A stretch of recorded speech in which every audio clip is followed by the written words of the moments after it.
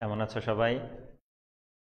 গত সপ্তাহের মতো এই সপ্তাহ আবার আমি তোমাদের সামনে চলে আসলাম। আশা করি সবাই ভালো আছো। তবে আসতে একটু দেরি হলো। অ্যাকচুয়ালি আমি দেরি করি নাই, কিন্তু যান্ত্রিক কারণে আমাদেরকে একটু ক্লাস শুরু করতে সমস্যা হয়েছে। ঢাকা কলেজে আমরা দিন দিন আইসিটিতে যথেষ্ট স্বয়ংসম্পূর্ণ তো আছি। আমরা আরও দিনে দিনে উন্নতি করার জন্য আমরা আমাদের কলেজে দ্বিতীয় ল্যাব করা হয়েছে। তারপর নেট লাইনের একাধিক ব্যবস্থা আছে। তারপরেও যেহেতু যন্ত্র, তাই যান্ত্রিক ত্রুটি আসতেই পারে। তা আজকে যাই হোক, আমার দুর্ভাগ্য কিনা জানি না, যে একাধিক যান্ত্রিক ত্রুটিকে উপেক্ষা করে তারপরে আমাকে ক্লাসে যে আমি সফলভাবে বোধহয় এখন লাইভ সম্পন্ন করতে পারছি। তা এই টাইমটা মেনটেন না হওয়ার জন্য আসলে যে কারণটা ছিল, সেই কারণটাই তোমাদেরকে আমি একটু ব্যাখ্যা করলাম।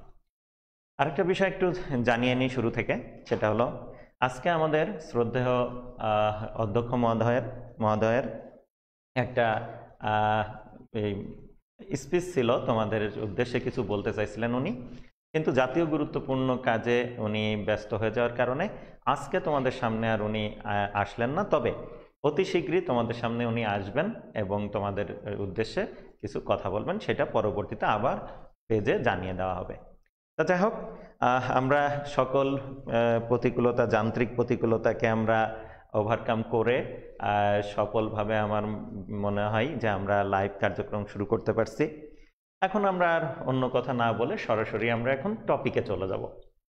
খেয়াল করো, তোমরা যদি রুটিন দেখে থাকো তাহলে দেখবা রুটিনে আজকের যে টপিকটা আছে সেটা হলো রাইবোজোম এবং লাইসোজোম। খেয়াল করো, এই রাইবোজোম এবং লাইসোজোম নিয়ে আজকে আমরা ডিটেল স্টাডি করব। তাহলে প্রথমেই আমি একটু তোমাদেরকে রাইবোজোম দেখাবো। আমরা প্রথম দিন একটা ভিডিও দেখছিলাম, সেই ভিডিওতে রাইবোজোম ছিল। তখনই আমি কিন্তু রাইবোজোম তোমাদেরকে চিনিয়েছিলাম। তারপরেও আজকে আমরা যেহেতু শুধুই রাইবোজোম নিয়ে ডিটেল স্টাডি করব, তাই রাইবোজোম আমরা আগে একটু দেখে নিব। তাহলে এখন আমরা প্রথমে রাইবোজোমকে একটু দেখে নিই। খেয়াল করো, দেখো এখানে যে আমরা কোষটাকে দেখতে পাচ্ছি, হ্যাঁ দেখো আমরা একটা ইঁদুরকে দেখতে পাচ্ছি। ইঁদুরের মধ্যে যে কোষগুলো আছে সেই কোষকে দেখতে পাচ্ছি। আমরা এখন রাইবোজোম খুঁজতে গেলে কোথায় যাব? রাইবোজোম যেখানে উৎপত্তি হয় সেখানে যাব। আমরা জানি রাইবোজোম উৎপত্তি হয় কোথা থেকে। এই যে দেখো, এই হলো নিউক্লিয়াসের মধ্যে একটা অংশ, নাম তার নিউক্লিওলাস। আমরা এখন স্ক্রিনে যে অপেক্ষাকৃত যে একটু নিরেট অংশটুকু, গোলাকার অংশটুকু দেখতে পাচ্ছি, এই অংশটুকুর নাম হলো নিউক্লিওলাস। তাহলে তোমরা কিন্তু এখন নিউক্লিওলাসকে দেখতে পাচ্ছ। এই নিউক্লিওলাসই কিন্তু মূলত রাইবোজোমের উৎপত্তি স্থল। আমরা একটু নিউক্লিওলাস থেকে রাইবোজোম যে তৈরি হচ্ছে, বের হয়ে আসছে, সেইটা একটু দেখার চেষ্টা করি। এই যে আমরা এখন দেখব ইয়েলো কালারের কিছু বলের মতো গঠন, দেখো নিউক্লিওলাস থেকে বের হয়ে আসছে। অ্যাকচুয়ালি এই ইয়েলো কালারের বলের মতো যে গঠনগুলা, এরাই কিন্তু রাইবোজোম হিসাবে এই অ্যানিমেশনে তাদেরকে দেখানো হয়েছে। আমরা একটু রাইবোজোমদেরকে আসতে দিই। নিউক্লিওলাস থেকে তৈরি হয়ে আসলো, এসে এই যে দেখো নিউক্লিয়ার পোর, বা আমরা যেটারে বলি নিউক্লিয়ার রন্ধ্র, নিউক্লিয়ার রন্ধ্র দিয়ে সেটা বের হয়ে আসলো। এসে আসার পরে দেখো এই রাইবোজোম কেউ কেউ এন্ডোপ্লাজমিক রেটিকুলামের গায়ে আটকে আছে, আবার কেউ কেউ সাইটোপ্লাজমে মুক্তভাবে ভেসে বেড়াচ্ছে। তাহলে এইটুকু ঘটনা থেকে আমরা, বা এই ফুটেজটুকু থেকে আমরা যতটুকু বুঝতে পারি, সেটা হলো রাইবোজোম হলো নিউক্লিওলাস থেকে তৈরি হবে। রাইবোজোম গোলাকৃতির, তবে সবসময় যে গোলাকৃতির সেটা না, এরা কখনো ত্রিকোণাকৃতিরও হইতে পারে, অনেকেই বলে যে পঞ্চভুজাকৃতিরও হইতে পারে। যাই হোক, একেবারে প্রপার যে গোল না, যখন আমরা এদের সাইজ নিয়ে আলোচনা করব তখন বুঝতে পারবা, কিন্তু এখানে সিম্বলিকভাবে গোলাকৃতিতে দেখানো হয়েছে। তাহলে নিউক্লিওলাস থেকে রাইবোজোম তৈরি হয়ে আসে, এসে তারা কেউ কেউ এন্ডোপ্লাজমিক রেটিকুলামের গায়ে যুক্ত হয়ে যায়, তাদেরকে আমরা বলি যুক্ত রাইবোজোম। আর কেউ কেউ সাইটোপ্লাজমে ভেসে বেড়ায় ফ্রিভাবে, তাদেরকে আমরা বলে থাকি মুক্ত রাইবোজোম। ওকে, তাহলে রাইবোজোম আমরা চিনলাম, কোথা থেকে উৎপত্তি হয়, কেমন দেখতে, অনেকাংশে আমরা একটু ধারণা নিয়ে নিলাম। ডিটেলে আরও কি, ধীরে ধীরে আরও ডিটেল ধারণা নিব। তাহলে এই রাইবোজোমের হলো আবিষ্কার নিয়ে আগে আমাদের একটু কথাবার্তা বলে নিতে হবে। খেয়াল করো, এই রাইবোজোম কিন্তু খুবই ক্ষুদ্রাকৃতির হয়। আমরা যদি দেখি এই বোর্ডে যদি আমরা এখন আঁকার চেষ্টা করি, তাহলে দেখো একটা রাইবোজোমের দুইটা পার্ট থাকে, দুই পার্ট নিয়ে আমি পরে আলোচনা করব। ধরে নাও এটা একটা রাইবোজোম, যদিও শেপটা গোল হয়ে গেছে, আমি এটা নিয়ে আরো ডিটেলে পরে যাচ্ছি। তাহলে ধরে নাও এইটা হলো একটা রাইবোজোম, দুই পার্টে তৈরি।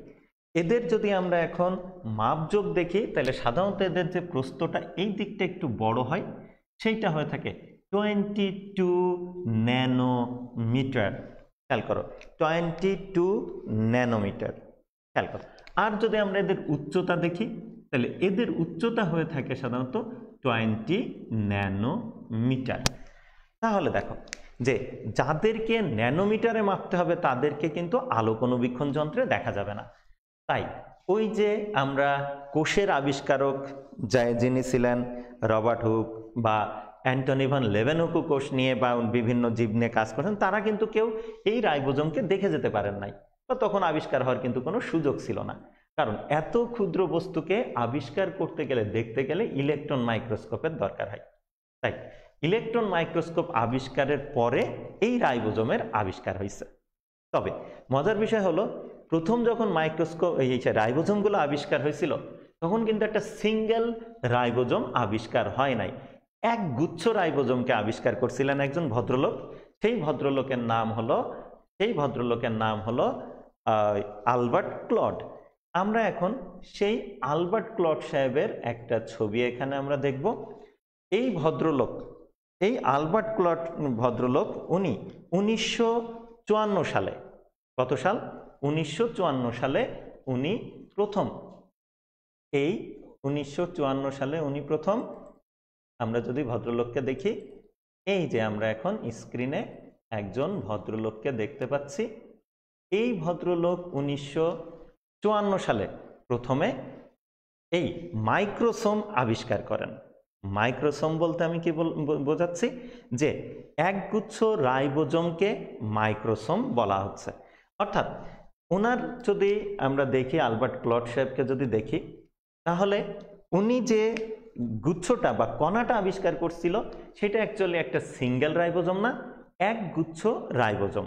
অর্থাৎ আমি যদি দেখাই, তাহলে মনে করো এইটা একটা রাইবোজোম, এইটা কি আর একটা রাইবোজোম, এইটা আর একটা রাইবোজোম।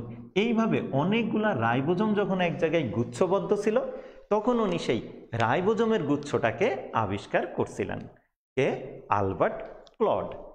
যে কারণে আলবার্ট ক্লডকে আমরা রাইবোজোমের আবিষ্কারক হিসাবে গণ্য করলেও অ্যাকচুয়ালি শুধুমাত্র রাইবোজোমকে কিন্তু, ইন্ডিভিজুয়াল রাইবোজোমকে কিন্তু উনি আবিষ্কার করেন নাই। উনি আবিষ্কার করছেন কি? রাইবোজোমের গুচ্ছগুলাকে। রাইবোজোমের এই গুচ্ছকে আমরা যদি দেখি, খেয়াল করো, আচ্ছা শুধু এই ছবিটা, এই যে, তাহলে এই ভদ্রলোককে যদি আমরা দেখি, তাহলে ইনি হলো এই রাইবোজোমের গুচ্ছকে প্রথম আবিষ্কার করেন, নাম আলবার্ট ক্লড। কত সাল বললাম আমি? 1954 সালে। খেয়াল করো, উনি যখন এই রাইবোজোমের গুচ্ছকে আবিষ্কার করছিলেন, তখন গুচ্ছগুলার নাম দেওয়া হয়েছিল হলো মাইক্রোসোম। কি নাম দেওয়া হয়েছিল? মাইক্রোসোম। সেই মাইক্রোসোমগুলার ব্যাস যদি আমরা ধরি, সেই মাইক্রোসোমগুলা, এখানে মনে করো অনেকগুলা রাইবোজোম মিলে যে গুচ্ছটা তৈরি করছে, সেই টোটালটা হলো মাইক্রোসোম। এই মাইক্রোসোমের কোন মাইক্রোসোম ছিল ছোট, কোন মাইক্রোসোম ছিল বড়। সব থেকে ছোট মাইক্রোসোম যেগুলা ছিল, সেইগুলা ছিল হলো 60 ন্যানোমিটার ব্যাসের। অর্থাৎ এই মাইক্রোসোমের যে ব্যাস সব থেকে ক্ষুদ্র যেটা, সেইটা ছিল 60 ন্যানোমিটার ব্যাসের। এই দিকেও 60 ন্যানোমিটার, এই দিকেও ছিল 60 ন্যানোমিটার। ওকে, আর সব থেকে বড় যে রাইবোজোমের গুচ্ছ অর্থাৎ মাইক্রোসোম আবিষ্কার করছিলেন উনি, সেইটার যে ব্যাস, সেটা ছিল 200 ন্যানোমিটার। এইদিকে ব্যাস 200 ন্যানোমিটার। যেহেতু গোলাকার গুচ্ছ ছিল, তাই সেটাকে ব্যাস দিয়েই আমরা প্রকাশ করে থাকি। তাহলে এই রাইবোজোমের কিন্তু ইন্ডিভিজুয়াল রাইবোজোমই কিন্তু প্রথম আবিষ্কার হয়ে যায় নাই, প্রথমে রাইবোজোমের গুচ্ছ আবিষ্কার হয়েছে, যাদেরকে আমরা মাইক্রোসোম বলে থাকি। তাহলে উনিও, আলবার্ট ক্লড, ওইটাকে মাইক্রোসোম বলেই অভিহিত করছিলেন। তাহলে আমরা এখন মোটামুটি এই সিদ্ধান্তে আসলাম যে আলবার্ট ক্লডই প্রথম রাইবোজোমের গুচ্ছ হোক, কিন্তু সেখানে রাইবোজোম তো ছিল, সেটাকে আবিষ্কার করছিলেন। কিন্তু পরবর্তীতে জর্জ প্যালার্ড নামে একজন ভদ্রলোক, আমরা যদি এখন একটা ছবি দেখি তাহলে দেখো এই যে ভদ্রলোক, এখানে আমরা একজন ভদ্রলোকের ছবি দেখতে পাচ্ছি। এই ভদ্রলোকের নাম হলো জর্জ প্যালার্ড। এই জর্জ প্যালার্ড যে ভদ্রলোক, ইনি আবার এই রাইবোজোম মাইক্রোসোমের মধ্যে যে ক্ষুদ্র ক্ষুদ্র কণাগুলো আছে যারা আরএনএ এবং প্রোটিনে তৈরি, এই বিষয়টা উনি আবিষ্কার করলেন যে এই যে ক্ষুদ্র ক্ষুদ্র কণা, যেটারে জুম করলে এমন হবে, তারা গঠিত হয় হলো প্রোটিন এবং আরএনএ দিয়ে, এবং প্রোটিন এবং আরএনএর সমন্বয়ে গঠিত এই বিশেষ কণাগুলা যাদের সমন্বয়ে মাইক্রোসোম তৈরি হয়, তাদেরকে উনি নাম দিলেন হলো রাইবোনিউক্লিওপ্রোটিন। কি নাম দিলেন? রাইবোনিউক্লিওপ্রোটিন। যে অনেকগুলা রাইবোনিউক্লিওপ্রোটিন কণা গুচ্ছবদ্ধ হয়েই মূলত মাইক্রোসোমের সৃষ্টি করে। পরবর্তীতে আরেকজন ভদ্রলোক, সেটা হলো, আচ্ছা, এই জর্জ প্যালার্ডে কিন্তু কত সালে করছেন? 1955 সালে এই রাইবোজোম মানে সিঙ্গেল রাইবোজোমকে আবিষ্কার করলেন মাইক্রোসোমের মধ্যে, এবং তারা নিউক্লিক অ্যাসিড, রাইবোনিউক্লিক অ্যাসিড আর প্রোটিনে তৈরি, এই বিষয়টা উনি প্রমাণ করলেন। এটা ছিল 1955 সালে। যে কারণে এই আবিষ্কারটা কিন্তু যুগান্তকারী একটা আবিষ্কার ছিল। সেই কারণে এই জর্জ প্যালার্ড আর ওই যে আলবার্ট ক্লড, ইনারা দুইজন যৌথভাবে 1974 সালে কিন্তু নোবেল পুরস্কারও পাইছিলেন। পরবর্তীতে আরেকজন বিজ্ঞানী 1958 সালে আরবি রবার্ট নামে আরেকজন বিজ্ঞানী, উনি এই প্রতিটা একককে রাইবোজোম নাম দিলেন। তার মানে রাইবোজোম নাম কিন্তু প্রথম থেকেই কণাগুলার হয় নাই। প্রথমে কণার গুচ্ছ আবিষ্কার হয়েছে, নাম হয়েছে মাইক্রোসোম। পরে মাইক্রোসোমের মধ্যকার এককগুলো আবিষ্কার হয়েছে যারা প্রোটিন এবং রাইবোনিউক্লিক অ্যাসিডের তৈরি, তাই তার নাম দেওয়া হয়েছে রাইবোনিউক্লিওপ্রোটিন। পরবর্তীতে ওই রাইবোনিউক্লিওপ্রোটিনগুলোকে আবার রিনেম করা হয়েছে। কে করছেন? কে করছেন? আরবি রবার্টস নামে একজন ভদ্রলোক, এবং উনি তখন সেটা রিনেম করে নাম দিয়েছেন হলো রাইবোজোম বা রাইবোসোম, যাই বলি না কেন। ওকে, তাহলে মোটামুটি আমরা এদের আবিষ্কার সংক্রান্ত বিষয়ে আমরা জেনে গেলাম। তাহলে আবিষ্কার কোথা থেকে তৈরি হয়, কি দিয়ে তৈরি হয়, সাইজ কেমন, শেপ কেমন, সেটা আমরা জানলাম। এখন আমাদের দরকার এদের সংখ্যা জানা। খেয়াল করো, এই রাইবোজোম অত্যন্ত গুরুত্বপূর্ণ একটা সাইটোপ্লাজমীয় অঙ্গাণু, এই কারণে যে তুমি ইউক্যারিওটিক এবং প্রোক্যারিওটিক সব কোষেই তুমি এই রাইবোজোম পাবা। এই রাইবোজোমের মধ্যে প্রোটিন তৈরি হয়, তাই আমরা বলে থাকি প্রোটিন তৈরির কারখানা হলো রাইবোজোম। প্রত্যেক কোষের সকল জৈবনিক ক্রিয়া সম্পাদনের জন্য এনজাইম লাগে, সেই এনজাইম প্রোটিন দিয়ে তৈরি হয়, তাই প্রত্যেকটা কোষে প্রোটিন তৈরি হওয়া জরুরি। প্রোটিন যদি তৈরি না হয় তাহলে কিন্তু কোষ তার বিপাকীয় কার্য সম্পন্ন করতে পারবে না, কোষের অস্তিত্বই থাকবে না। তাই কোষের মধ্যে প্রোটিন তৈরির যে কারখানা, সেটা কিন্তু রাইবোজোম। তার মানে খেয়াল করে দেখো যে প্রোটিন এবং আরএনএ দিয়ে তৈরি হয়, এবং পরবর্তীতে আরএনএর সহায়তায় কিন্তু সে আবার রাইবোজোম তৈরি করে। ওকে, তবে এই রাইবোজোম তৈরিকারী যে আরএনএ, সেটাকে আমরা আরএনএ অর্থাৎ ছোট হাতের আর দিয়ে তারপর আমরা আরএনএ বলে থাকি, কারণ এই বিশেষ টাইপের আরএনএ গাঠনিক আরএনএ হিসাবে কাজ করে, অর্থাৎ ফাংশনাল না, গাঠনিক আরএনএ হিসাবে, রাইবোজোমের গাঠনিক উপাদান হিসাবে এই আরএনএ কাজ করে, সাথে প্রোটিন থাকে।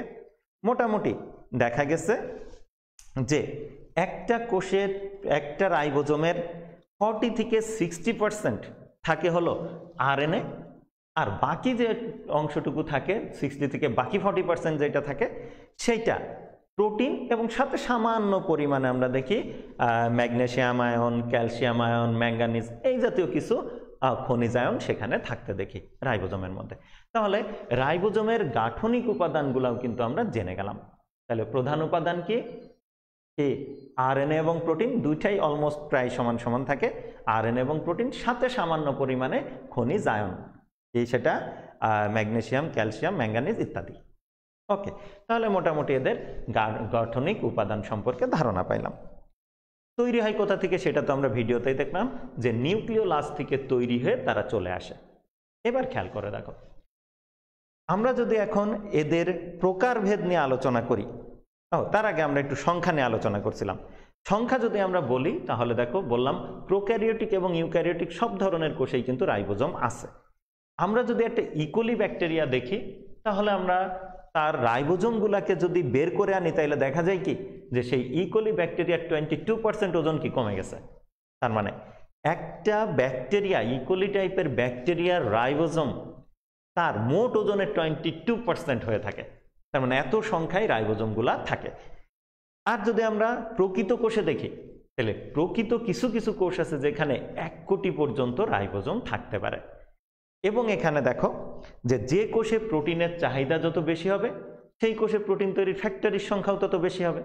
তার মানে এই কোষ, প্রত্যেক কোষেই যে তুমি রাইবোজোম সেম সংখ্যক পাবা তা কিন্তু না। প্রত্যেক কোষে রাইবোজোম পাবা, কিন্তু প্রত্যেক কোষে রাইবোজোমের সংখ্যা কিন্তু সেম হবে না। কোষের সাইজ, কোষের প্রোটিনের প্রয়োজনীয়তা ইত্যাদি বিষয়ের উপরে রাইবোজোমের সংখ্যা ভেরি করবে, কম বেশি হবে। ওকে, তাহলে আমরা রাইবোজোমের সংখ্যা সম্পর্কে ধারণা পাইলাম। এবার আমরা যেটা জানবো সেটা হলো রাইবোজোমের প্রকারভেদ। খেয়াল করো, রাইবোজোম অবস্থানগতভাবে রাইবোজোমকে আমরা 2 ভাগে ভাগ করে থাকি। নাম্বার 1 হলো যে বললাম যেগুলা এন্ডোপ্লাজমিক রেটিকুলামের গায়ে লেগে থাকবে তারা কি যুক্ত রাইবোজোম, আর যে রাইবোজোমগুলা ফ্রি ভাবে সাইটোপ্লাজমে ঘুরে বেড়াবে তাদেরকে আমরা বলবো মুক্ত রাইবোজোম। অর্থাৎ এই অবস্থানের উপর ভিত্তি করে রাইবোজোম 2 প্রকার গেল। কিন্তু প্রকৃতপক্ষে তাদের সাইজ বা গাঠনিক বৈশিষ্ট্যের উপর ভিত্তি করে রাইবোজোমকে আমরা আবার 2 ভাগে ভাগ করে থাকি। এক ধরনের রাইবোজোমকে আমরা বলি 70S টাইপ রাইবোজোম, আর এক ধরনের রাইবোজোমকে আমরা বলে থাকি 80S টাইপের রাইবোজোম। খেয়াল করো, যদি ইউক্যারিওটিক সেল হয় তাহলে তার সাইটোপ্লাজমে, খেয়াল করো, নোটিস করো, সাইটোপ্লাজমে যে রাইবোজোমগুলো পাবা তারা 80S টাইপের হবে। কিন্তু ইউক্যারিওটিক সেলেরই যদি আবার মাইটোকন্ড্রিয়ানের ম্যাট্রিক্স হয় বা ক্লোরোপ্লাস্টের ম্যাট্রিক্সে যদি রাইবোজোম পাও তাহলে সেই রাইবোজোম কিন্তু আবার 70S টাইপের হবে। অর্থাৎ শুধুমাত্র ইউক্যারিওটিক সেলের সাইটোপ্লাজমে 80S টাইপের রাইবোজোম পাওয়া যায়, আর এই ইউক্যারিওটিক সেলেরই যে অঙ্গাণু যেমন মাইটোকন্ড্রিয়ান বা ক্লোরোপ্লাস্ট তাদের যে ম্যাট্রিক্স, সেই ম্যাট্রিক্সে তুমি যে রাইবোজোম পাবা সেই রাইবোজোমগুলো কিন্তু 70S টাইপের হবে। এবং সকল প্রোক্যারিওটিক সেলে তো আর কোনো অঙ্গাণু নাই রাইবোজোম ছাড়া, তার মানে তাদের যে রাইবোজোম সেটা টোটালি সাইটোপ্লাজমে ভেসে থাকে, ফ্লটিং অবস্থায় থাকে। ওই রাইবোজোমগুলা হয়ে থাকে 70S টাইপের। আমি জানি অলরেডি তোমাদের মনে প্রশ্ন জাগছে, স্যার এই 70S 80S বিষয়টা কি? আমি একটু পরে তোমাদেরকে সেটা ব্যাখ্যা করব। তাহলে আপাতত শুধু জানো যে এই রাইবোজোম সেডিমেন্টেশন সহগ, অর্থাৎ তাদের গঠনের উপরেই কিন্তু তাদের সেডিমেন্টেশন সহগের ভিন্নতার সৃষ্টি হয়। খেয়াল করো, তাহলে গঠনের উপর ভিত্তি করে বা আমরা বলতে পারি সেডিমেন্টেশন সহগের উপর ভিত্তি করে এই রাইবোজোম প্রধানত 2 ভাগে ভাগ করা হয়ে থাকে। এক হলো 70S আর একটা হলো 80S। 70S রাইবোজোমগুলা তুমি পাবা কোথায়? প্রোক্যারিওটিক সেল এবং ইউক্যারিওটিক সেলের যে ক্ষুদ্র অঙ্গাণু, যেমন আমরা যদি বলি ক্লোরোপ্লাস্ট, তারপর মাইটোকন্ড্রিয়ান, এদের যে ম্যাট্রিক্স সেই ম্যাট্রিক্সে তুমি এই 70S টাইপের রাইবোজোম পাচ্ছ। এবং সকল প্রোক্যারিওটিক সেলের সাইটোপ্লাজমে, আর ইউক্যারিওটিক সেলের সাইটোপ্লাজমে 80S টাইপের রাইবোজোম পাচ্ছ। এবার আমি বলি যে প্রতিটা রাইবোজোম কিন্তু 2টা খণ্ডে গঠিত হয়। আমি এবার একটা ভিডিও তোমাদেরকে দেখাইতে চাচ্ছি। এই ভিডিওর একটুখানি অংশ দেখলে আমরা রাইবোজোমের গঠনটা অনেকাংশেই আমরা বুঝে যাব। খেয়াল করো, আমরা একটা ভিডিও দেখতে পাচ্ছি। দেখো, একজন ভদ্রলোক, আমরা তার শরীরের মধ্যে ঢুকবো, ধীরে ধীরে ঢুকছি তার শরীরে। ঢুকলে আমরা তার দেহ গঠনকারী কোষগুলাকে দেখতে পাচ্ছি। এবার তার দেহ গঠনকারী কোষে কি আছে? নিউক্লিয়াস আছে, এন্ডোপ্লাজমিক রেটিকুলাম, আর ওই যে ছোট্ট যে কণাগুলা ভেসে বেড়াচ্ছে সেইগুলা মুক্ত রাইবোজোম। আর এন্ডোপ্লাজমিক রেটিকুলামের গায়ে যেগুলা লেগে আছে তারা হলো যুক্ত রাইবোজোম। এবার আমরা একটা রাইবোজোম করে জুম করে দেখতে চাচ্ছি, দূর থেকে অনেকটা দেখো বার্গার টাইপ দেখাচ্ছে। খেয়াল করো, আমরা এবার এই একটা এদের মধ্য থেকে একটা রাইবোজোমকে আমরা এখন জুম করে দেখব। এই যে এই হলো সেই একটা রাইবোজোম। এই রাইবোজোমটা যদি আমরা দেখি তাহলে দেখো দুইটা সাব ইউনিটের তৈরি, উপরের সাব ইউনিটটা বড়, নিচের সাব ইউনিটটা ছোট। দুইটা যখন একসাথে থাকে তখন আমরা টোটাল রাইবোজোমটারে বলি 80S, কারণ তখন তার সেডিমেন্টেশন সহগ 80 হয়ে থাকে। আর যখন আমরা এদেরকে ভাগ করে ফেলে এই 80S টাইপের রাইবোজোমের দুইটা পার্টকে যখন আলাদা করি, খেয়াল করো রাইবোজোমের যখন সৃষ্টি হয় তখন কিন্তু দুই পার্ট একসাথে লেগে থাকে না, দুইটা পার্ট ভিন্ন ভিন্নভাবে তৈরি হয়। কিন্তু প্রোটিন সিনথেসিস করার সময় আমরা জানি রাইবোজোম হলো প্রোটিন তৈরির কারখানা। তাহলে প্রোটিন তৈরির সময় এরা এসে কি জোড়াবদ্ধ হয়, যুক্ত হয় দুইটা একসাথে। তাহলে এই যে দুইটা পার্ট যখন একসাথে যুক্ত হবে তখন তার সেডিমেন্টেশন সহগ হবে হলো 80, তাই আমরা বলি এটা 80S টাইপের। আর যখন এরা আলাদা থাকবে তখন এই বড় পার্টটার সেডিমেন্টেশন সহগ হবে হলো 60, আর ছোট পার্টটার সেডিমেন্টেশন সহগ হবে 40। বাট দুইটা যখন একসাথে যুক্ত হয় তখন টোটালটার সেডিমেন্টেশন সহগ হয় হলো 80। আর যদি এই রাইবোজোমটাই তুমি কোথায় দেখতা, এই রাইবোজোম যদি তুমি প্রোক্যারিওটিক সেলে দেখতা তাহলে কি দেখতা, তখন আমরা দেখতাম যে সেইটাও দুই পার্টেই তৈরি, তবে বড় পার্টটা তখন হতো 50S আর ছোট পার্টটা হতো 30S। আর এই 50S আর 30S দুইটা পার্ট যখন একসাথে যুক্ত হতো তখন তার সেডিমেন্টেশন সহগ হয়ে যেত হলো 70S। তাহলে এস বিষয়টা নিয়ে কিন্তু আমি বলছি, একটু পরে আমি ডিটেলে আলোচনা করব। তাহলে মোটামুটি আমরা বোধহয় রাইবোজোমের গঠন একটু ত্রিমাত্রিকভাবে বুঝে নিলাম। এখন দেখো এই রাইবোজোম যেমন গুচ্ছবদ্ধভাবে থাকলে সেটারে বললাম মাইক্রোসোম, অনেক সময় এরা কি হয় mRNA-এর সাথে একটার সাথে একটা রাইবোজোম যুক্ত হয়ে অনেক সময় পুতির মালার মতো গঠন অনেক সময় তৈরি করে। সাধারণত প্রোক্যারিওটিক সেল অর্থাৎ ব্যাকটেরিয়া কোষে আমরা ওই ধরনের অবস্থা দেখে থাকি যে ব্যাকটেরিয়ার ডিএনএ থেকে আরএনএ তৈরি হয়, সেই আরএনএর সাথে গিয়ে এই রাইবোজোমগুলো একটু পরপর যুক্ত হওয়ার কারণে পুতির মালার মতো একটা গঠন আমরা সাইটোপ্লাজমে ঘুরে বেড়াইতে দেখি। ওই রাইবোজোমের মালাকে তখন আমরা বলে থাকি হলো পলিসোম বা পলিরাইবোসোম। আমরা একটু সেই পলিরাইবোসোম কিভাবে তৈরি হয় বা কেমন আমরা একটু দেখতে চাই। এই যে দেখো দুইটা যখনই যুক্ত হলো 80S হয়ে গেল।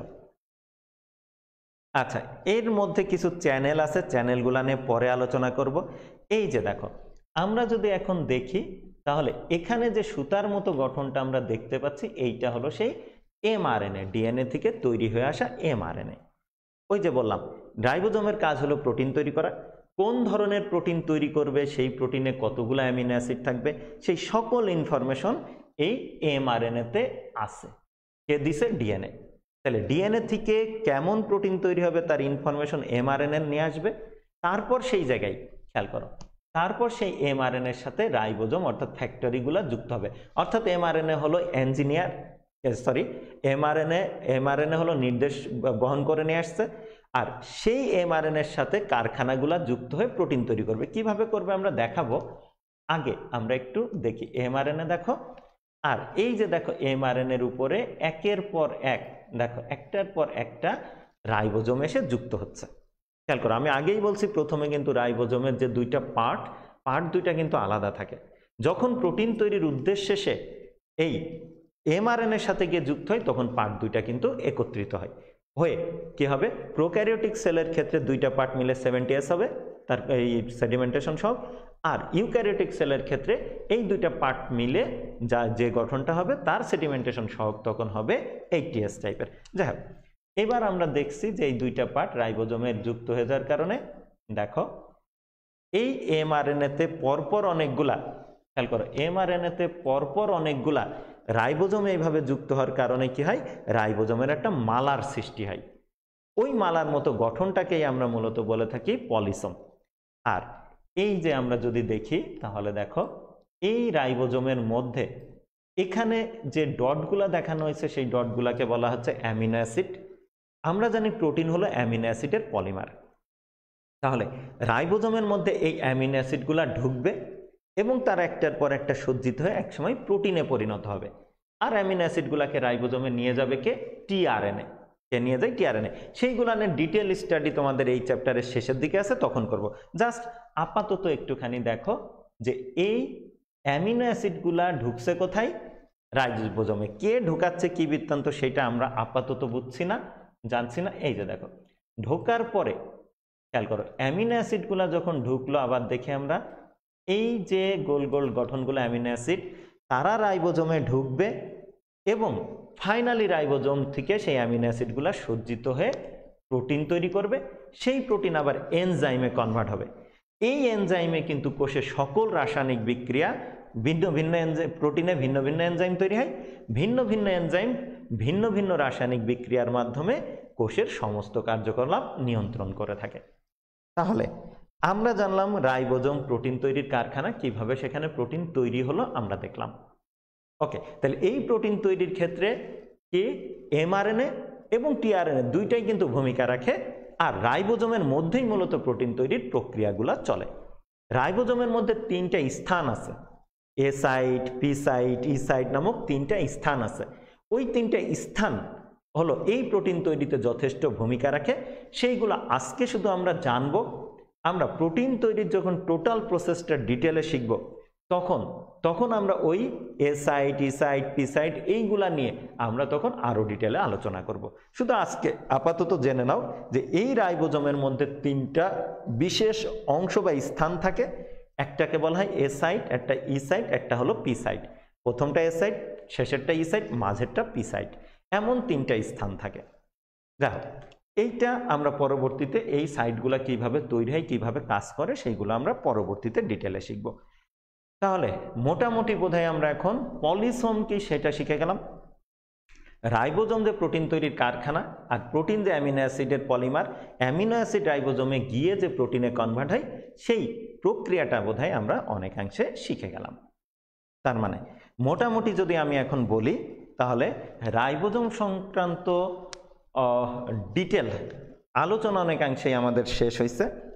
শুধু এখানে বাদ আছে এস বিষয়টা, 70S 80S এর বিষয়টা, সেইটা আমরা একটু পরে আলোচনা করব। জাস্ট এখন একটু রিভিউ করে নিব যে এত সময় ধরে আমরা আলোচনা থেকে কি শিখলাম। প্রথম আমরা যেটা জানলাম সেটা হলো আলবার্ট ক্লড নামে একজন ভদ্রলোক, উনি 1954 সালে প্রথমে রাইবোজোমের গুচ্ছ আবিষ্কার করলেন, যেটাকে আমরা বলে থাকি মাইক্রোসোম। পরে সেই মাইক্রোসোম থেকে ইন্ডিভিজুয়াল রাইবোজোমগুলোকে আবিষ্কার করলেন জর্জ প্যালার্ডে। কত সালে? 1955 সালে। এবং উনি দেখলেন এই রাইবোজোম গঠিত হয় কি দিয়ে? আরএনএ এবং প্রোটিন দিয়ে। তাই উনি এই কণাগুলাকে নাম দিলেন তখন কি হলো? রাইবো নিউক্লিয় প্রোটিন। কি নাম দিল? রাইবো নিউক্লিয় প্রোটিন। কিন্তু পরবর্তীতে আর একজন ভদ্রলোক, রবার্টস নামে একজন ভদ্রলোক, উনি আবার কি করলেন যে ওই কণাগুলার নাম দিলেন, ওই নিউক্লিয় প্রোটিন কণাগুলার নাম দিলেন হলো রাইবোজোম। ওকে, তাহলে এই রাইবোজোমের যদি আমরা এখন উৎপত্তি স্থল দেখি, তাহলে উৎপত্তি হয়ে আসে কোষের নিউক্লিয়াসে থাকা যে নিউক্লিওলাস, সেখান থেকে। তৈরি হয় কি দিয়ে? প্রোটিন। এবং রাইবোজোম তৈরির জন্য স্পেশাল টাইপের কিছু আরএনএ, যারা ফাংশনাল না, যারা স্ট্রাকচারাল আরএনএ, বিশেষ টাইপের কিছু আরএনএ, যারা দৈহিক গঠন বা কোনো সরাসরি কোনো কাজ করে না, দেখা যায় গঠনিক উপাদান হিসাবে অবস্থান করে। এর সাথে থাকে কিছু প্রোটিন, মিলে রাইবোজোমগুলা তৈরি হয়ে থাকে। তাহলে সাথে আমরা যদি পরিমাণের হিসাব করি, তাহলে 40 থেকে 60% আরএনএ, আর বাকি অংশটুকু প্রোটিন, এবং সাথে কিছু আয়ন যেমন ম্যাগনেসিয়াম, ক্যালসিয়াম, ম্যাঙ্গানিজ ইত্যাদি আয়ন সেখানে অবস্থান করে। তাহলে কি দিয়ে উৎপত্তি হয় জানলাম। এবার সংখ্যা হিসাবে কি জানলাম যে প্রোক্যারিওটিক সেল, বিশেষ করে ইকোলাই নামে যে ব্যাকটেরিয়া, তার মোট ওজনের 22% হলো রাইবোজোম থাকে। তার ওজনের 22% রাইবোজোমের ওজন এইভাবে থাকে, এত পরিমাণে থাকে। আবার যদি আমরা ইউক্যারিওটিক সেল দেখি, তাহলে 1 কোটি পর্যন্ত রাইবোজোম থাকার নজির আছে। তবে আগেই বলছি যে কোষ ভেদে এই রাইবোজোমগুলোর সংখ্যা কি হয়, এবং কোষের প্রোটিনের চাহিদার উপরে এই রাইবোজোমের সংখ্যার কিন্তু তারতম্য ঘটে থাকে। কোষের সাইজ এবং কোষের প্রোটিনের চাহিদার তারতম্যের উপরে এদের সংখ্যারও তারতম্য ঘটে থাকে। ওকে, যদি আমরা এদের প্রকারভেদ দেখি তাহলে এরা অবস্থানের উপর ভিত্তি করে দুই প্রকার হয়ে থাকে, সেটা কি যুক্ত রাইবোজোম আর মুক্ত রাইবোজোম। আর যদি আমরা সেডিমেন্টেশন সহগ অর্থাৎ দৈহিক গঠন এবং সেডিমেন্টেশন সহগের উপর যদি ভিত্তি করি তাহলে এদেরকে আমরা বলে থাকি এরাও দুই প্রকার, সেই ক্ষেত্রেও দুই প্রকার হয়, 80S আর 70S টাইপ। 80S হোক 70S হোক, প্রত্যেকটা রাইবোজোম দুইটা পার্টে তৈরি হয়, একটা পার্ট বড় একটা পার্ট ছোট। এরা যখন রাইবোজোম যখন তৈরি হয় তখন পার্ট দুটো একসাথে যুক্ত অবস্থায় থাকে না, দুইটা আলাদা আলাদা থাকে, তারপরে কাজের প্রয়োজনে তারা একসাথে যুক্ত হয়ে যায়। এই 80S টাইপের রাইবোজোমগুলো পাই আমরা ইউক্যারিওটিক সেলে, আর 70S টাইপের রাইবোজোম পাই আমরা ইউক্যারিওটিক সেলের যে কোষীয় অঙ্গাণু মাইটোকন্ড্রিয়া বা ক্লোরোপ্লাস্ট তার ম্যাট্রিক্সে, প্লাস প্রোক্যারিওটিক সেলের সাইটোপ্লাজমে। ওকে, এবার যদি আমরা দেখি 80S রাইবোজোম যে দুইটা সাব ইউনিটে তৈরি হবে তার বড়টা হবে 60S টাইপের, তার সেডিমেন্টেশন সহগ হবে 60S, আর ছোটটা হবে হলো তার সেডিমেন্টেশন সহগ হবে 40S। আর যদি 70S টাইপের রাইবোজোম হয় তাহলে বড় পার্টটা সেডিমেন্টেশন সহগ হবে 50S আর ছোট পার্টটা সেডিমেন্টেশন সহগ হবে হলো 30S। ওকে, রাইবোজোম অনেক সময় এই যে যখন এমআরএনএর সাথে প্রোটিন তৈরির উদ্দেশ্যে এমআরএনএতে গিয়ে যুক্ত হয় আদিকোষে, তখন দেখা যায় কি রাইবোজোমগুলা এই এমআরএনএর সাথে একটার পর একটা যুক্ত হয়ে রাইবোজোমের চেন বা মালার মতো গঠন তৈরি করে, তখন সেটাকে আমরা বলে থাকি পলিসোম বা পলিরাইবোসোম বলে থাকি, যেটা সাধারণত আদিকোষেই আমরা এই অবস্থা সাইটোপ্লাজমে থাকতে দেখি। ওকে, তাহলে এই ছিল মোটামুটি রাইবোজোম সম্পর্কে। এই সাইজ যদি আমি বলি একটা রাইবোজোমের, তাহলে তার ব্যাস সাধারণত 22 ন্যানোমিটার আর হাইট হলো 20 ন্যানোমিটার, তাই এরা অ্যাকচুয়ালি কিন্তু পুরাপুরি গোলাকৃতির না।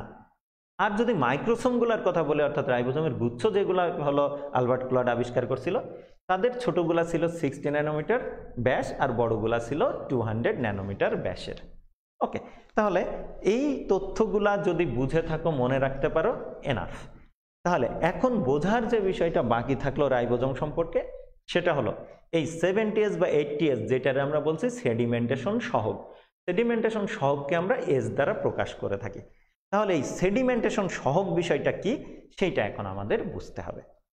আমরা এখানে একটু সহজে বোঝার চেষ্টা করব, খুব সহজে। সেডিমেন্টেশন সহগ নির্ণয় করা একটা জটিল প্রক্রিয়া, ওই জটিলতার দিকে যাব না, আমরা খুব সহজে ইন্টারমিডিয়েট লেভেলে খুব সহজে সেডিমেন্টেশন সহগ বিষয়টা বোঝার চেষ্টা করব।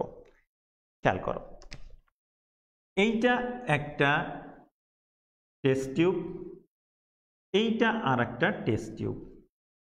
ধরে নাও দুইটা টেস্ট টিউবে আমি একই দ্রাবক দিলাম, একই দ্রব্য দিলাম, অর্থাৎ দুইটাতেই মনে করো দ্রাবক পানি। খেয়াল করো, দুইটাতেই হলো দ্রাবক পানি এবং দুইটাতেই ধরে নাও দ্রব্য রাইবোজোম, অর্থাৎ রাইবোজোমের কণা। এই যে এইগুলা সেই রাইবোজোমের কণা। কোন কণা? দুইটা পার্ট যখন একসাথে লেগে থাকে সেই কণা। আস্ত রাইবোজোম মানে ভগ্নাংশ, রাইবোজোমের পার্টগুলা না, সরি, রাইবোজোমের কণা। রেড কালার দিয়ে আমি যে রাইবোজোমগুলা দেখাইলাম সেটা ধরে নাও ওই যে ইউক্যারিওটিক সেলের, আর গ্রিন কালার দিয়ে যে রাইবোজোমের দানাগুলা দেখাবো সেটা ধরে নাও হলো প্রোক্যারিওটিক সেলের। ওকে, এখন দেখো এই একই দ্রাবকে দুই ধরনের রাইবোজোমকে আমরা দ্রবীভূত করলাম, করে যদি আমরা এখন এটাকে সেন্ট্রিফিউজ করি। এখন প্রশ্ন হলো সেন্ট্রিফিউজ কি? সেন্ট্রিফিউজ হলো ঘোরানো। খেয়াল করো, আমরা সেন্ট্রিফিউজের একটা ভিডিও দেখব। এই ভিডিওতে সেন্ট্রিফিউজ বিষয়টাকে সুন্দর করে দেখানো আছে। একজন ভদ্রলোক উনি সেন্ট্রিফিউজ করে দেখাবেন। আমরা যদি দেখি, খেয়াল করো, এই যে দেখো, এই যে একটা মেশিন আমরা দেখতে পাচ্ছি, খেয়াল করো, এই যে ভদ্রলোকের এখানে যে একটা মেশিন দেখতে পাচ্ছি, এইটা হলো একটা সেন্ট্রিফিউগাল মেশিন। এটা একটা ম্যানুয়াল সেন্ট্রিফিউগাল মেশিন, ডিজিটাল এখন অনেক উন্নত সেন্ট্রিফিউগাল মেশিন পাওয়া যায়। তাহলে এই ভদ্রলোক এখন কি করবেন? এখান থেকে মনে করো এই যে একটা দ্রবণ একটা টেস্ট টিউবে উনি নিলেন। এই দ্রবণ নেওয়ার পরে উনি কি করবেন? সেন্ট্রিফিউজ করবেন। এই সেন্ট্রিফিউজ করার জন্য কি করবেন? দেখো টেস্ট টিউবগুলা, এই যে টেস্ট টিউবগুলা উনি কি করবেন, এই যে আরো দুইটা ভিন্ন ধরনের পদার্থ নিচ্ছে। মনে করো একটাতে আছে এই সে ইউক্যারিওটিক সেলের রাইবোজোম, আরেকটাতে আছে মনে করো প্রোক্যারিওটিক সেলের রাইবোজোম, ধরে নিলাম আমরা।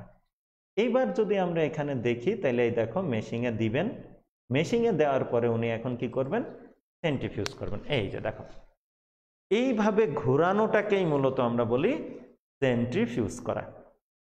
তাহলে একটা নির্দিষ্ট সময় যাবত যদি উনি কি সেন্ট্রিফিউজ করেন, সেন্ট্রিফিউজ করার পরে যখন আমরা রেখে দিব টেস্ট টিউবগুলাকে, তখন কি হবে, ওই যে দ্রবণে যে দ্রব্যগুলা ছিল সেই দ্রব্যগুলা দেখো, এই যে দেখো দ্রব্যগুলা নিচে কিন্তু অধক্ষেপ পড়ছে, দ্রব্যগুলার অধক্ষেপ পড়ছে, ঠিক আছে। তা যাই হোক, এখানে যদি আমরা দেখি তাহলে মাটির দ্রবণ ছিল তার যে অধক্ষেপ, আবার যদি আমি এখানে দেখি যে এখানে গুঁড়া দুধের যে দ্রবণ ছিল তার যে অধক্ষেপ, দুইটা অধক্ষেপ কিন্তু সেম হবে না, পরিমাণে কি কম বেশি হবে, কিন্তু দুইটাতে দ্রাবক সেম, দুইটাতে কি হলো এই সে সেন্ট্রিফিউজ সেম টাইমে করা হয়েছে, কিন্তু তারপরেও দেখা যাবে দুইটাতে ভিন্ন ভিন্ন পরিমাণে কিভাবে অধক্ষেপের সৃষ্টি হবে। খেয়াল করো, ঠিক আমরা যদি এখন দেখি তাহলে এই ইউক্যারিওটিক সেলের, খেয়াল করো, এই ইউক্যারিওটিক সেলের যে সাইটোপ্লাজমে থাকা যে রাইবোজোমগুলা সেইটা দিলাম, আর এখানে প্রোক্যারিওটিক সেলের রাইবোজোমে প্রোক্যারিওটিক সেলের সাইটোপ্লাজমে থাকা রাইবোজোমকে আরেকটা টেস্ট টিউবে নিলাম, নিয়ে এই পদ্ধতিতে আমরা সেন্ট্রিফিউজ করে কি করলাম, থিতাইলাম, স্টেবল অবস্থায় রেখে দিলাম। তাহলে কি হবে, ধীরে ধীরে কি হবে, এই টেস্ট টিউবের নিচে তলানি জমবে, এই জমবে তলানি। তাহলে এই তলানি জমবে এই যে নিচে, তখন আর রাইবোজোম ওইভাবে আর বিক্ষিপ্তভাবে থাকবে না, সব রাইবোজোম নিচে গিয়ে জমা হয়ে যাবে, এই যে রাইবোজোমগুলো জমা হবে। ওকে, তাহলে এইটাও জমা হবে, এইটাও জমা হবে। তাহলে এইটা যখন জমা হবে টেস্ট টিউবের নিচে, এই প্রোক্যারিওটিক সেলের সাইটোপ্লাজমের যেটা জমা হবে, এই দুইটার মধ্যে পরিমাণগত অবশ্যই কি ভিন্নতা থাকবে, কারণ এই রাইবোজোমগুলা তুলনামূলক বড় ছিল, এই রাইবোজোমগুলা তুলনামূলক ছোট ছিল। তাহলে বড় যারা তাদের অধক্ষেপ কি বেশি হয় একই সময়ে, আর ছোট যারা তাদের অধক্ষেপ কিন্তু তুলনামূলক কম হয় সেম টাইমে। তা যাই হোক, তাই এই যে এই এক পদার্থকে আর এক পদার্থ থেকে এইভাবে পৃথক করার জন্য এই যে ব্যবস্থাপনা, এই ব্যবস্থাপনা একজন ভদ্রলোক আবিষ্কার করছেন, ভদ্রলোকের নাম হলো ভেদবার্গ। আমরা একটু ভদ্রলোকের ছবিটা দেখে আসব।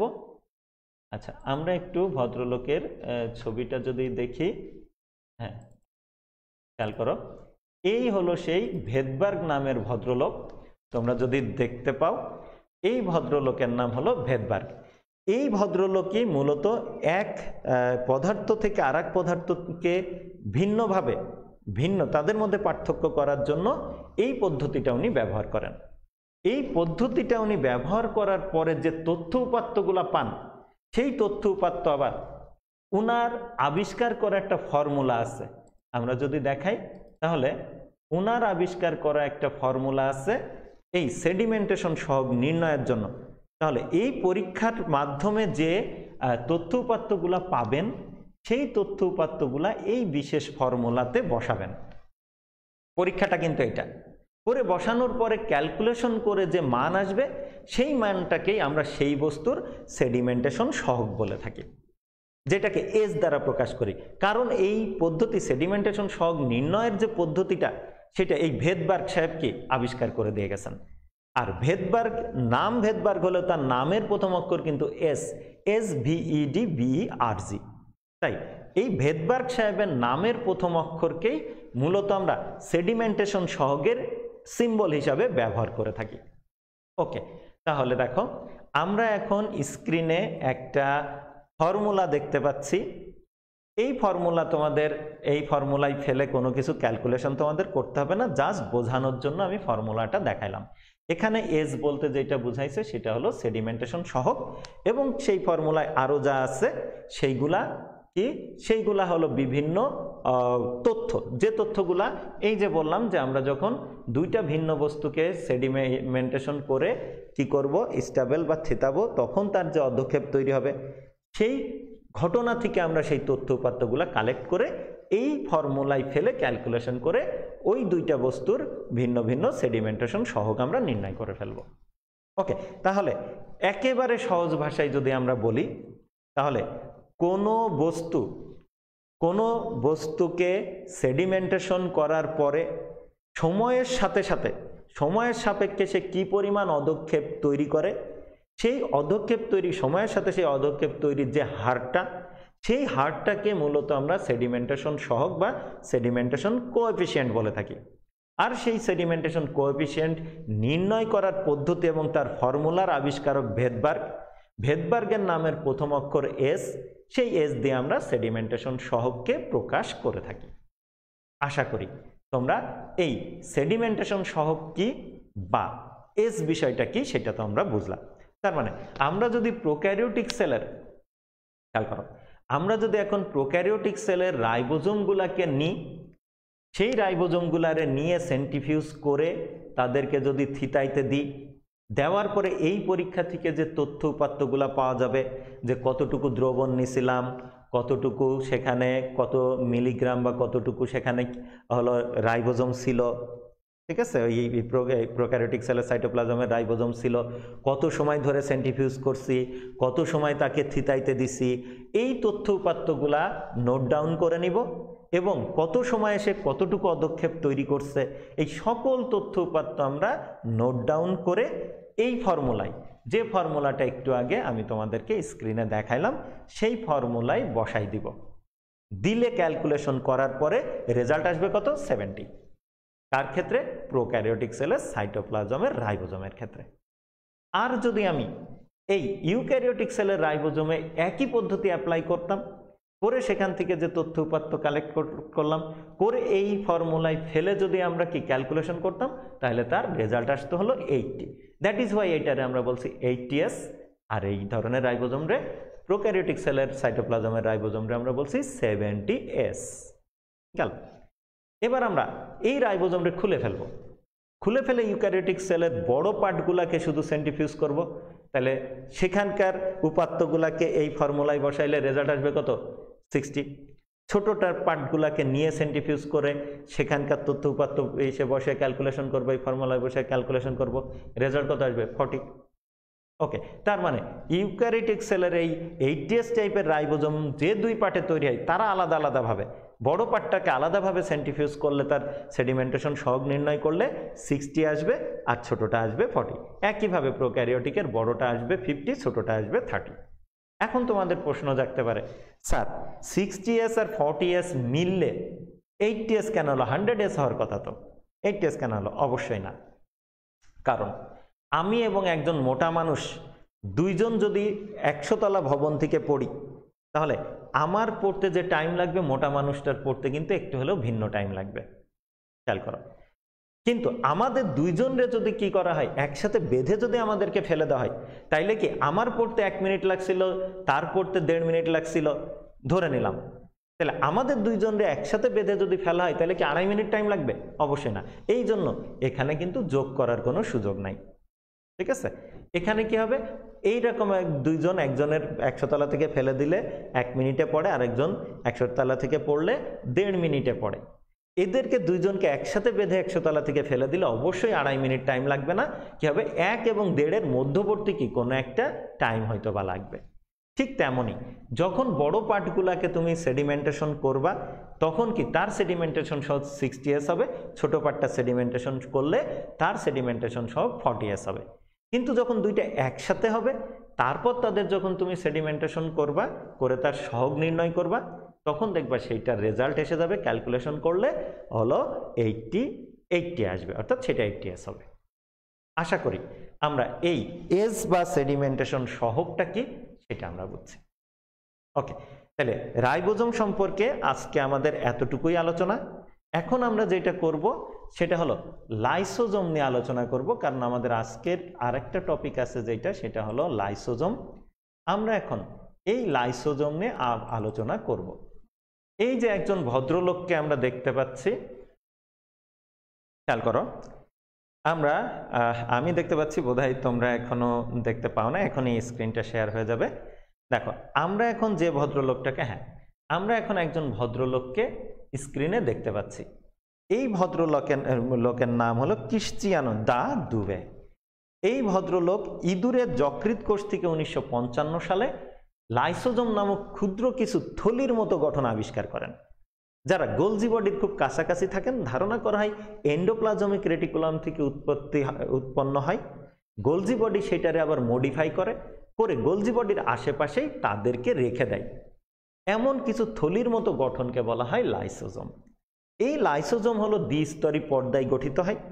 ভেতরে অসংখ্য বললে ভুল হবে, 40 থেকে 50 ধরনের এনজাইম থাকে যারা জীবাণু বা কোনো কিছুকে গলিয়ে ফেলতে ভূমিকা রাখে। আমরা একটা ভিডিও দেখি, তাহলে বোধহয় লাইসোজোমের কাজ বোধহয় আমরা এখানে বুঝতে পারবো। এই যে দেখো, এখানে যে আমরা ভিডিও দেখছি, এই যে ছোট্ট ছোট্ট যে থলির মতো গঠন দেখতে পাচ্ছ, এই গোলজি বডি, এটা হলো গোলজি বডি, গোলজি বডির পাশে এরা হলো লাইসোজোম। দেখো, এই লাইসোজোমের তাইলে উৎপত্তি হচ্ছে কোথা থেকে? দেখবা এন্ডোপ্লাজমিক রেটিকুলাম থেকে দেখো তৈরি হয়ে আসলো। এসে তারা চলে যাবে কোথায়? গোলজি বডিতে। গোলজি বডিতে গিয়ে সে মডিফাই হয়ে আবার কি বের হবে। এই যে মডিফাই হয়ে বের হলো, এরাই হলো কি লাইসোজোম। তাই আমরা বলে থাকি লাইসোজোম এন্ডোপ্লাজমিক রেটিকুলাম থেকে উৎপত্তি লাভ করে গোলজি বডি দ্বারা প্যাকেজকৃত হয়, অর্থাৎ মডিফাইড হয়ে গোলজি বডির আশেপাশেই অবস্থান করে। ওকে, এদের যদি সাইজ আমরা দেখি তাহলে এরা সাধারণত গোলাকার হয়ে থাকে বা বিভিন্ন শেপের হয়ে থাকে এবং এদের সাইজের কোনো নির্দিষ্টতা নাই, কখনো বড় কখনো ছোট। অনেক সময় অনেকগুলা মিলে বড় হয়ে যায়, আবার অনেক সময় ছোট ছোট হয়ে অবস্থান করে। তো মোটামুটি যদি দেখি তাহলে এদের ব্যাস 0.2 থেকে এরা 0.8 মাইক্রোমিটার হয়ে থাকে। 0.2 থেকে 0.8 মাইক্রোমিটার এদের ব্যাস হয়ে থাকে, ডায়ামিটার হয়ে থাকে। ওকে, এবার যদি আমরা ভিডিওটাকে আবার একটু দেখি তাহলে বোধহয় আমরা এদের কাজটাও অনেকাংশে আমরা বুঝে যাব। খেয়াল করো, এই যে কোষের মধ্যে অবাঞ্ছিত পদার্থ অর্থাৎ জীবাণু ব্যাকটেরিয়া ঢুকছে, এই ব্যাকটেরিয়াকে গলিয়ে ফেলবে। কিভাবে গলায়? দেখো দেখো এই লাইসোজোমগুলা এই জীবাণুর সাথে গিয়ে মিশবে, তারপর জীবাণুর যে রাসায়নিক পদার্থ দিয়ে জীবাণু তৈরি ছিল সেইগুলাকে নষ্ট করে দেবে, গলায় ফেলবে। আবার দেখো, এখানে আমরা একটা মাইটোকন্ড্রিয়ানের লাশ দেখছিলাম, অর্থাৎ মৃত মাইটোকন্ড্রিয়ান দেখছি। এবার লাইসোজোম কি করে? এই মৃত যে কোষীয় অঙ্গাণুগুলো আছে, শুধু মাইটোকন্ড্রিয়ান না, অন্যান্য যে মৃত অঙ্গাণুগুলো আছে তাদেরকেও কি গলিয়ে ফেলে। গলিয়ে কোষের মধ্যে যে বর্জ্য জমা হয় সেই বর্জ্য কি করে? সবসময় ধ্বংস করতে থাকে। যেমন আমাদের পরিবেশে আমরা ড্রেনে বা নানান জায়গায় কি করি? বর্জ্য আবর্জনা ফেলে থাকি। ধরো একটা কুকুর মারা গেছে, সেটারে কি পরিবেশে রেখে দেওয়া আছে, যদি সে নষ্ট না পচে না যায় তাহলে এমন মৃত কুকুরের স্তূপে একসময় কিন্তু আমরাই কি চলতে পারবো না। ঠিক কোষের মধ্যে অঙ্গাণুগুলা কিন্তু নিয়মিত মারা যায়, সেই অঙ্গাণুগুলাকে যদি গলায় না ফেলে, পচিয়ে না ফেলে, গলিয়ে না ফেলে, তাহলে কিন্তু কোষের কার্যক্রম ব্যাহত হবে। তাই লাইসোজোম এই কাজটাই করে থাকে। এই যে দেখো, মৃত অঙ্গাণুগুলাকে ধ্বংস করে দিল। তার মানে কোষের মধ্যে যদি কোনো জীবাণু বা অবাঞ্ছিত বস্তু ঢুকে তাকে ধ্বংস করে লাইসোজোম। কোষের নিজস্ব কোনো অঙ্গাণু যদি মারা গিয়ে কোষের কার্যকারিতায় বিরূপ প্রভাব যেন না ফেলে তার জন্য তাদেরকে ধ্বংস করে লাইসোজোম। এবং অনেক সময় কি হয়, একটা কোষের যখন মৃত্যু চলে আসে, যে সেই কোষটা মারা যাবে, তখন কি হয়, ওই কোষের সব লাইসোজোম ফেটে গিয়ে এনজাইম খনন করে পুরা কোষটাকেই গলিয়ে ফেলে। তা নাহলে আমার শরীরে থাকা কোষের মৃতদেহ বা মৃত কোষগুলা কিন্তু আমার শরীরের বিভিন্ন ফাংশনে কিন্তু তারা নেগেটিভ ইম্প্যাক্ট রাখবে। কিন্তু যদি কোষগুলা গলে যায় তাহলে কিন্তু এই নেগেটিভ ইম্প্যাক্টটা থাকবে না, তখন সেটা কি হবে? ওই মৃত কোষ আমাদের কোনো ক্ষতি করতে পারবে না। তাই কোষগুলা নিজে থেকে নিজে যখন যাবে তখন নিজে থেকে নিজে গলে যাওয়ার জন্য সেই কোষে থাকা যে লাইসোজোম তাদেরকে ব্যবহার করে থাকে। বিধায় লাইসোজোমগুলাকে আমরা বলে থাকি কোষের সুসাইডাল ব্যাগ। প্রতিটা লাইসোজোমরে বলি কোষের সুসাইডাল ব্যাগ। আর সবগুলা লাইসোজোম মিলে যখন কোষকে ধ্বংস করে তখন সবগুলা লাইসোজোমকে একত্রে আমরা বলে থাকি কোষের সুসাইডাল স্কোয়াড। কি বলি? কোষের সুসাইডাল স্কোয়াড। ওকে, তাহলে কোষের মধ্যে যখন বহিরাগত অবাঞ্ছিত বস্তু ঢুকে লাইসোজোম যখন তাদেরকে ধ্বংস করে তখন ওই প্রক্রিয়াটারে আমরা বলে থাকি ফ্যাগোসাইটোসিস। আর যখন নিজের কোষীয় অঙ্গাণুগুলারে যখন সে ধ্বংস করে তখন বলি অটোফ্যাগি। আর পুরা কোষটাকে যখন গলিয়ে ফেলে, মৃত মারা যাবে কোষটা, সেই সময় পুরা কোষটাকেই গলিয়ে মেরে ফেলবে, তখন সেই ঘটনাটারে আমরা বলি অটোলাইসিস। তাহলে লাইসোজোম হলো ফ্যাগোসাইটোসিস, অটোফ্যাগি এবং এবং অটোলাইসিস, এই তিনটা পদ্ধতিতে কাজ করে আমাদেরকে এই কোষদেরকে এবং কোষের মৃত কোষ থেকে আমাদেরকে সুরক্ষা দিয়ে থাকে।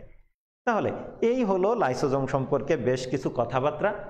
এই লাইসোজোম সব থেকে বেশি আমরা দেখে থাকি হলো আরবিসিতে নাই, হোয়াইট ব্লাড সেলে এই লাইসোজোম বেশি থাকে, কারণ হোয়াইট ব্লাড সেলগুলো আমাদের দেহে প্রতিরক্ষার কাজে ভূমিকা রাখে, জীবাণু ধ্বংস করার ক্ষেত্রে ভূমিকা রাখে। তাই আল্লাহ তাআলা এই শ্বেত রক্তকণিকার মধ্যে লাইসোজোম বেশি দিয়েছে, যেন তারা ফ্যাগোসাইটোসাইটোস প্রক্রিয়ায় জীবাণুকে ধ্বংস করতে পারে। ওকে, আবার অনেক কোষে নাই, এটা তো বললাম। এরা দ্বিস্তরী পর্দা দিয়ে আবৃত, ভেতরে যে বললাম 40 থেকে 50 ধরনের এনজাইম নিয়ে এরা গঠিত হয়ে থাকে। সাধারণত উদ্ভিদ কোষে দেখা যায় না, তবে কি অধুনা অতি সম্প্রতি কিছু কিছু উদ্ভিদ কোষেও পাওয়া গেছে লাইসোজোমকে। যেমন আমরা যদি বলি পেঁয়াজ, ভুট্টা, তামাকের কিছু কিছু কোষে এই লাইসোজোমের উপস্থিতি পাওয়া গেছে। তবে তারা দ্বিস্তরী পর্দায় না, এক স্তরী পর্দায় তৈরি হয় এবং আকারে অনেক ছোট হয়, যে কারণে তাদেরকে লাইসোজোম নাম না দিয়ে তাদেরকে আবার অলিওজোম নাম দেওয়া হয়েছে, অলিওসোম। এই অলিওসোম লাইসোজোমেরই একটা ভার্সন বলতে পারো, যেটা উদ্ভিদ কোষে পাবা, আর প্রাণী কোষে যেটা পাচ্ছ সেটা হলো লাইসোজোম। ওকে, তাহলে লাইসোজোম সম্পর্কে বোধহয় মোটামুটি ধারণা আমরা পেয়ে গেলাম, আর রাইবোজোম সম্পর্কে ধারণা পেয়ে গেলাম। তার মানে আমাদের যে নির্ধারিত টপিক ছিল সেই টপিক আমরা সফলভাবে বোধহয় আলোচনা করতে সক্ষম হয়েছি। জানি না তোমরা কতটুকু বুঝছো। যদি কোনো জায়গায় বুঝতে সমস্যা হয় কমেন্ট করবো। আমি আগেই বলছি যে সব কমেন্টগুলো দেখে তার উপরে আমি একটা ক্লাস নিব। ঠিক আছে, ধন্যবাদ সবাইকে, ভালো থেকো, দোয়া করো যেন সরাসরি তোমাদের সাথে আবার ক্লাসে দেখা করতে পারি। ধন্যবাদ।